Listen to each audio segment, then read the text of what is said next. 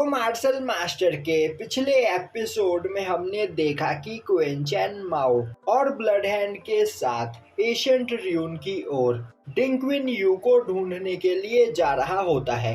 तभी रास्ते में उन्हें एक पर्सन दिखाई देता है जिसे देखते ही ब्लड हैंड अपने स्पिरिचुअल हैंड से उस पर अटैक कर देता है। पर तभी क्वेन चैन काफी तेजी से भागते हुए जाकर ब्लड हैंड के अटैक को डिस्ट्रॉय कर देता है, क्योंकि ब्लड हैंड ने जिस पर्सन पर अटैक किया होता है वह पर्सन कोई और नहीं बल्कि फूसिंग चैन होता है। अब क्वेन चैन फूसिंग चैन को वहां पर शांत करते हुए बोलता है, फूसिंग चैन तुम्हें डरने की कोई जरूरत नहीं, यह मैं हूँ। अब फूसिंग चैन क्वेन चैन को देखकर वहां पर चैन की सांस लेता है और अब वह बोलता है, मास्टर क्वेन चैन आप यहाँ पर क्या कर रहे हो? क्वेन चैन बोलता है, यह एक लंबी कहानी है, वैसे तुम यहाँ पर क्या कर रहे हो?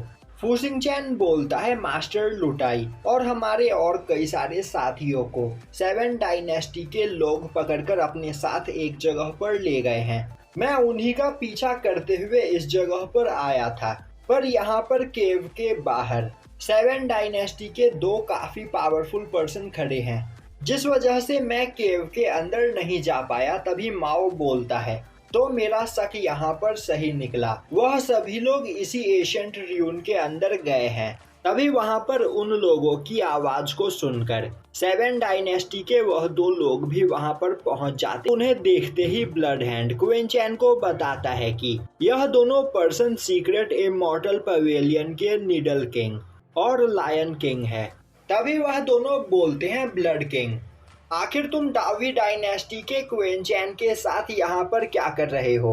अब यह सुनकर ब्लड हैंड वहाँ पर कुछ सोचते हुए बोलता है, मैंने इन दोनों को यहाँ पर पकड़ा है और मैं इन्हें अपने साथ एंसेस्टर के पास लेकर जा रहा हूँ, तो मुझे बताओ एंसेस्टर किस ओर गए हैं? तभी एक पर्सन बोलता है, यह एशियंट र्यून बहुत ही ज्यादा खतरनाक है और मार्शल किंग रैलम के मिडिल स्टेज से कम कल्टीवेशन वाला पर्सन इस र्यून के अंदर नहीं जा सकता है, क्योंकि वहां मौजूद एनर्जी की वजह से वह मर सकता है। तो क्या तुम मरना चाहते हो? यह सुनते ही ब्लड हैंड अपनी एनर्जी को रिलीज करता है। अब वहां पर ब्लड हैंड की पावर को देखकर वह दोनों हैरान हो जाते हैं और बोलने लगते हैं, तो तुमने यहाँ पर ब्रेक थ्रू कर लिया है। ब्लड हैंड बोलता है, तुमने बिल्कुल सही कहा और यहाँ पर एंसेस्टर ने मुझे ऑर्डर दिया था कि मैं क्वेन चैन को पकड़कर उनके सामने पेश करूं, इसीलिए मैं क्वेन चैन को एंसेस्टर के पास लेकर जा रहा हूं। अब यह सुनते ही वह दोनों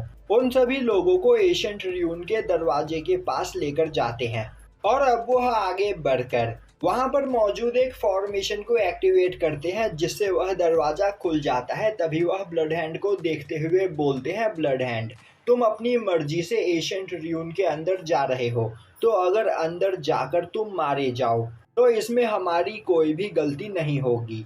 ब्लड हैंड बोलता है, तुम्हें इसकी चिंता करने की कोई जरूरत नहीं और अब वह सभी लोगों को लेकर एशियंट र्यून के अंदर जाने लगता है।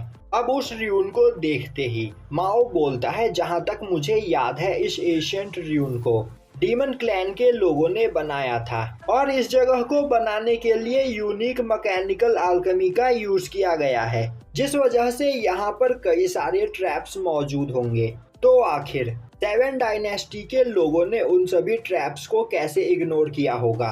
यह सुनते ही फूसिंग चैन वहां पर मौजूद स्टैचूज को देखता हुआ बोलता है, तो अब मुझे समझ में आया, वह लोग इसी काम के लिए मास्टर लुटाई को यहाँ पर पकड़कर लेकर आए हैं, जिससे वह मास्टर लुटाई की पावर से यहाँ मौजूद ट्रैप से बच सके।